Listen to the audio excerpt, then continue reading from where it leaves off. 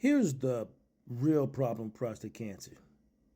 You keep listening to advice from a version of yourself that no longer exists. That dude is dead, and he was reckless anyway. See, before cancer, your body would let you get away with things. You could eat like trash, drink late in the middle of the night, sleep all kind of wrong and not long enough, and recover, hell, by accident. That version of you, yeah, he had buffer hormones. Post-cancer you don't have them buffers, but got receipts. See, the old you was a liar. Old you be in your head like, come on, man, we done this before. Yeah, and it worked before you had cancer.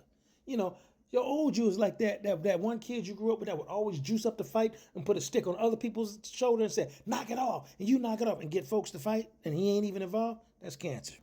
That's exactly what cancer does. That's like taking a financial advice from somebody who went bankrupt before inflation.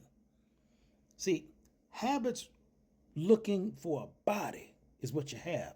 Your habits don't know you had cancer, but they just show up like, hey man, same time as always. Midnight snack, we'll be here. And they don't care what your hormones are. Gone. They don't care if your joints hurt. They don't care if your energy is different. Habits are loyal to a fault.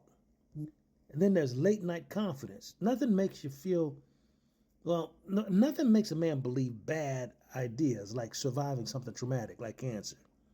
I mean, you kind of like, well, I beat cancer. I beat death. I could beat Taco Bell. No, you can't. See, death would be fast. Taco Bell is patient and methodical, meal by meal, getting you. And then there's that false comeback myth we got to deal with. Because, see, we as men, we love comeback stories. That's why we love Rocky, you know? And we want to be like, I got cancer, then I came back exactly the same way I was. No, you didn't. And no, you can't. That's not a comeback. That's denial, with protein powder. You didn't come back. You came back different because you can't come back the same. You are not the same.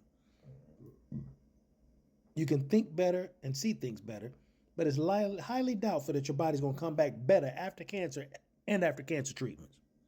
Your ego still thinks you're 35, but your body's like, nah, sit your old ass down.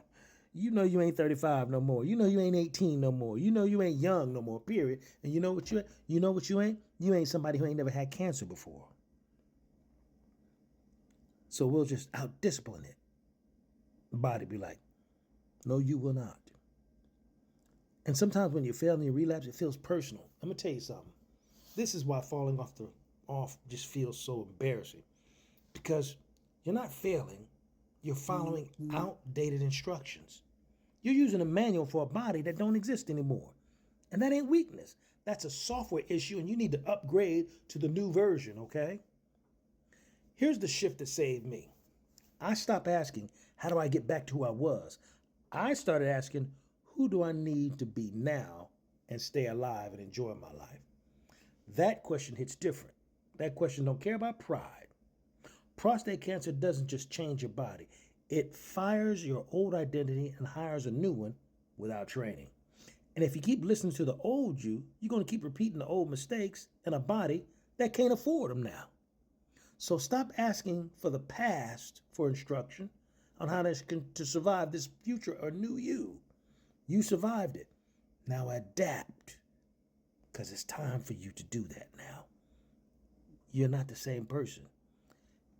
And neither should you want to be, unless you want to re-catch cancer the second time around. And I'm going to tell you something else.